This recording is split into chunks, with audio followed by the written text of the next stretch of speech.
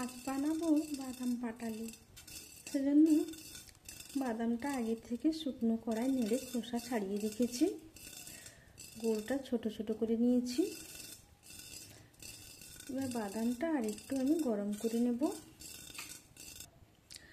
2 minute বাদামটা হালকা আঁচে একটু গরম করে নিলাম।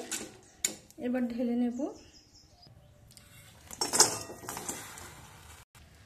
গুড়টা গলে যাওয়ার জন্য 1 চামচ আন্দাজ জল দেব।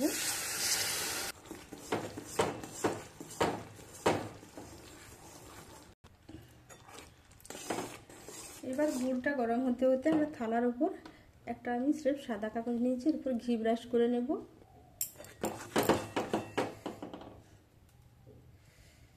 এবার গুড়টা হাতে দিয়ে দেখছি যে শক্ত হয়ে যাচ্ছে।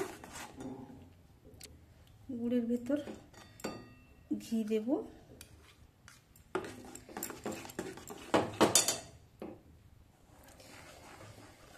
ঘিটা দিয়ে ভালো করে মিশিয়ে নেব।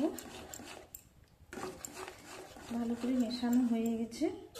আমি কিন্তু আঁচটা বন্ধ করে দিয়েছি পাকটা দেখে, তারপরে আবারও দরকার হলে আঁচটা আমি জ্বালবো।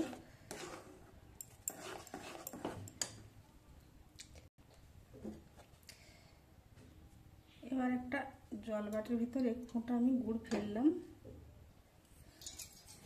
দেখুন গুড়টা কেমন ঠাক ঠাক শব্দ হয়ে গেছে, তার মানে গুড়ের পাক হয়ে গেছে। এবার এর মধ্যে বাদামটা আস্তে আস্তে করে মিশিয়ে নেব।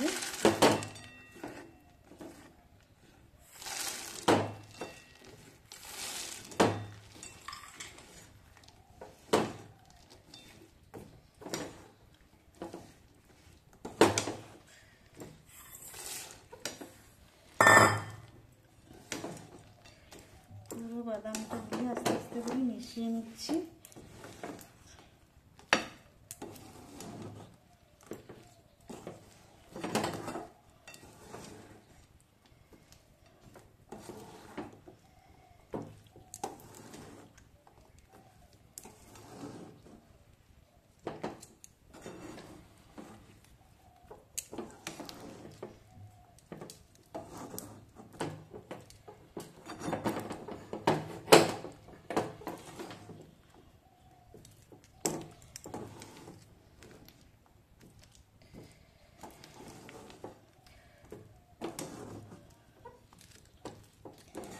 ভালো করে মেশানো হয়ে গেছে।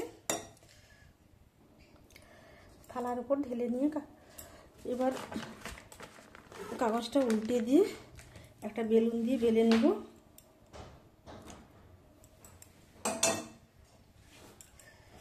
সাইডগুলো একটু চেপে চেপে দেব, বসে বসে দেব।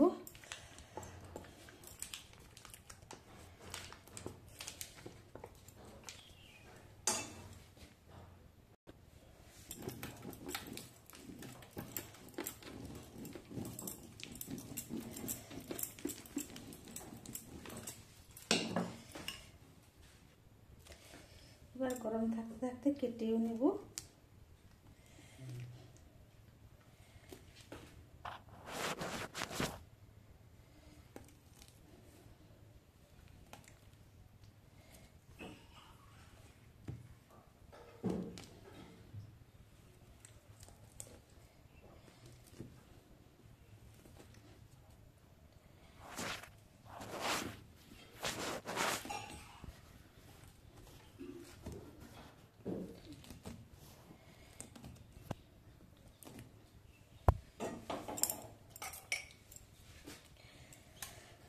ছুরি দিয়ে কাটলে সবচেয়ে ভালো হবে।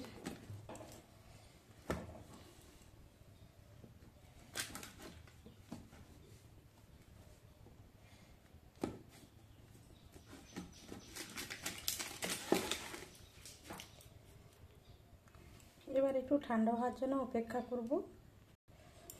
ঠান্ডা হয়ে এসছে, এবার পাটালিগুলো তুলে নেব। এই যে হয়ে গেল পাটালি। খুব সুন্দর বাদাম পাটালি বাড়িতে তো বানিয়ে নিলাম। আমি কিভাবে পাটালি বানালাম আপনাদের সঙ্গে শেয়ার করলাম। আজ এই পর্যন্ত, আবার দেখা হবে অন্য কোনো দিন অন্য কোনো ভিডিও। ভিডিওর সাথে।